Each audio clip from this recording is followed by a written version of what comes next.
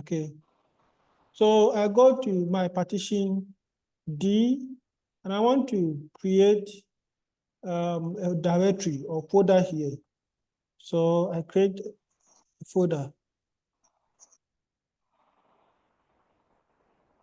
Then see ICT vertical. I open this one again, and then I create another folder. And then ICT. And then I open this one, I create another folder. So this time around, I'm going to divide the course to information system. So information management, information systems. So I have two folders. Let me close it.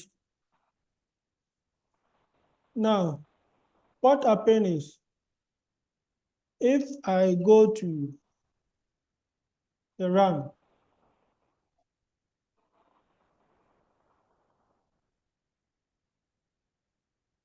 so I open the run application. So I have the drive D. So a quick access to drive D, you press D colon and then backslash. Now I type ICT, you see this? So you have it. I'm creating the path that anytime I want to go there, I just have to use this one to open it. So I open this one, I can see advanced ICT, backslash, you see information system. So I click OK. And then it opens this one. So the moment you click OK, that part has been stored there. So anytime you go to run, you see, it's always part of the list here. So just click on it, and then you open it. So it gives you quick access to your directories. Do this. So I have another one here, like this one, XAMPP. I click on it, and then it opens where I've stored my programs. So I don't have to be using this one. I go to this, and then I go and open. You see, it will take me long to get to where I have my, see this? So the run, just go there, then click OK, and then it opens your directory with the whatever you are looking for. I created another one. See this. This is the one we created. Just open it. And then you have access to your directory. So the run gives you quick access to your applications, to your stored files. So I can have another directory here. Open it again. You have another directory in that order. So if you have about 10, then opening the directories one by one is another problem. It's tedious. So you have to use the run, and then quickly you move to the folder.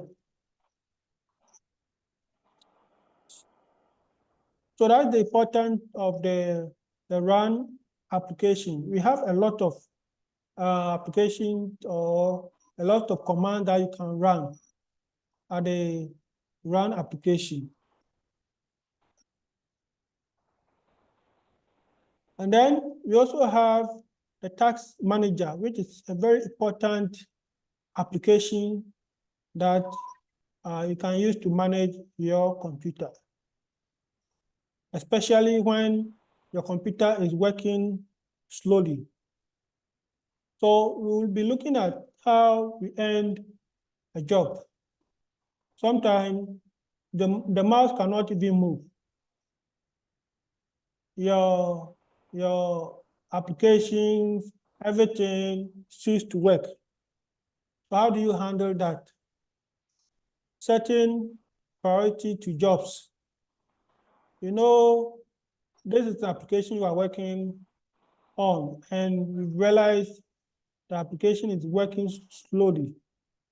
You go to Task Manager, and then you increase the priority scheduling. Check CPU and memory usage. Sometimes you have to monitor your CPU usage, especially when you run into problems or when the computer is responding slowly. Network transmission. How do you monitor your network system?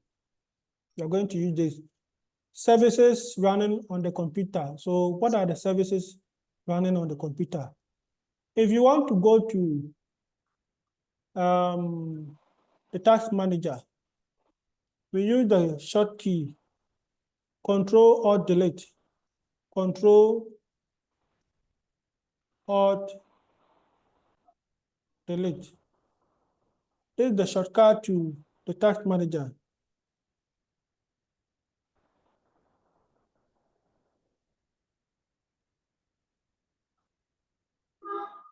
So that's the shortcut to the task manager. So I'm going to use it. Control Alt Delete. So this is what you get. Control Alt Delete will give you this one. So when you look at this one, you can see we have jobs running. So let me increase this. We have jobs running. You have jobs running. So if you realize that an application is responding slowly, then you identify. So for example, I have this IP messenger here.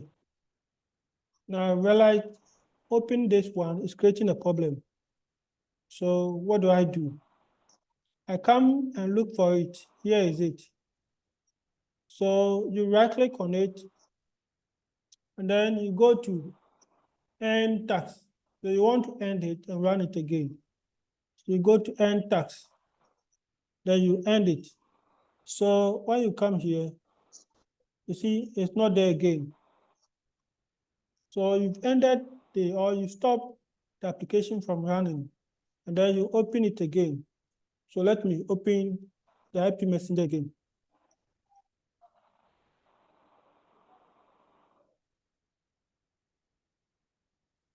So I've opened it again. So the moment you open it, then it is loaded into the task manager. So this is it. So this is it. Now, if let's say this application needs higher processor or higher processing speed, then what you can do is you right click on it, and then you go to let's go to this one. It's not application details. So let's go to details and then look for the IP messenger. This is the IP messenger. So you can see we have processes, we have processes, and then we have details. The details will give you the details of the application. When you are here, it only shows the application and then the CPU consumption. So when you look at this one, so the CPU consumption is 0%, memory consumption 5.6 megabyte, and then on the disk it's just 0.0 megabyte per second. The network We are not transferring anything, or we are not transferring this one. GPU. So graphics processing unit. So that is also 0%. And then power usage. You can see power usage is very low. When you look at the power usage trend, it's also very low. So there are applications that consumes a lot of power. You can see this one, Microsoft Software Protection Platform service, which has CPU usage 20. The average is 22%. You can see. So that just stop. Just stop. So it when it's working, you can see the CPU. This one is also, you see, here is it. So you can see the trend. So one is showing here, another is showing here. But let's move through and see some of the application consuming memory and the CPU. So I have another one here, Zoom. And see the Zoom, the power usage, moderate, high, moderate, high. So you can see the GPU is also increasing. The network, 0.2 megabit per second. The disk, taking the disk space. Memory space, 138. Then CPU. CPU is 14.16. It's changing. So the average is 14%. Okay. So let's move on to the details. I have the IP messenger here. So you right click on it. Okay, now this one is not consuming a lot of power, a lot of memory. So let's leave this and go to the Zoom. You can see the Zoom consumes a lot of power, memory, CPUs. So let's go to the Zoom. You can see it here. The Zoom is taking the process ID assigned to this 17452. You can see the memory assigned to this, which is 13,000 K, so 13 megabytes. Or you can see 1.130 megabyte when you convert it.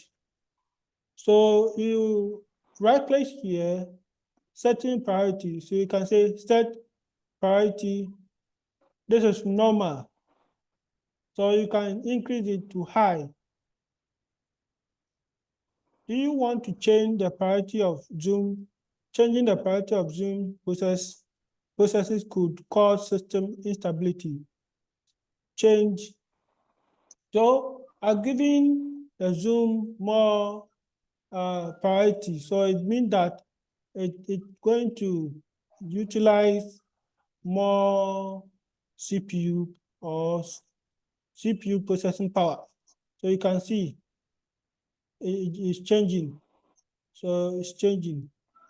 I've increased it. Now it's what is it? So you can see this one.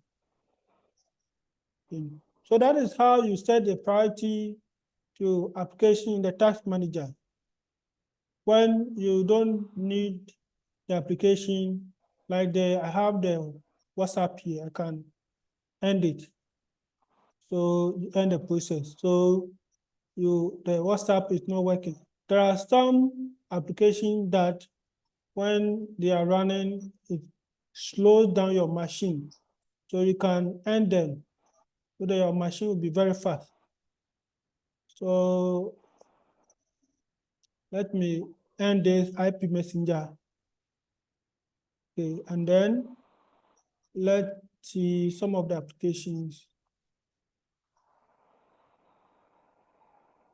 Okay, so these are some of the few ones that we can end them.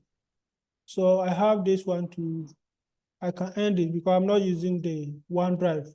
So let me end it. But it's also taking space.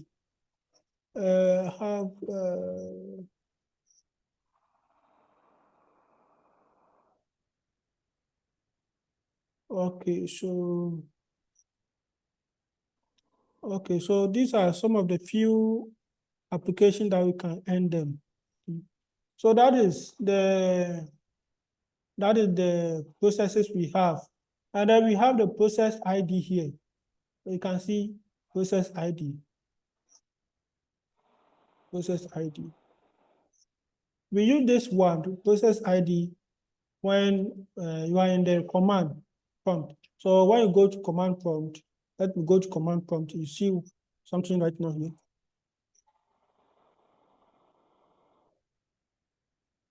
So if I type, you see, if I type tax lists, it's a command I'm running, but I will come to the command later.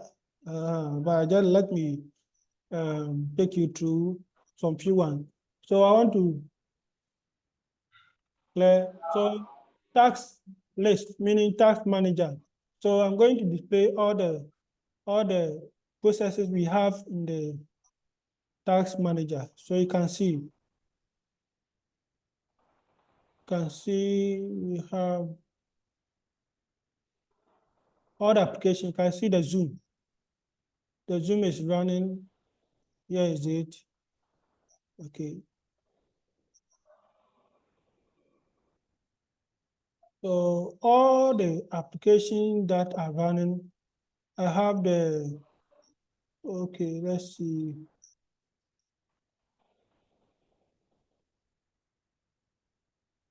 Okay, that's this. So for example, Word document, I'm running Word document here. I'm running Word document here, this one.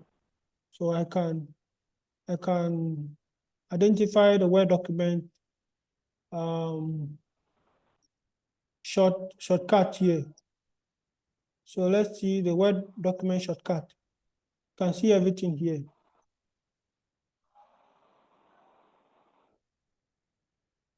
So this is the Word document shortcut.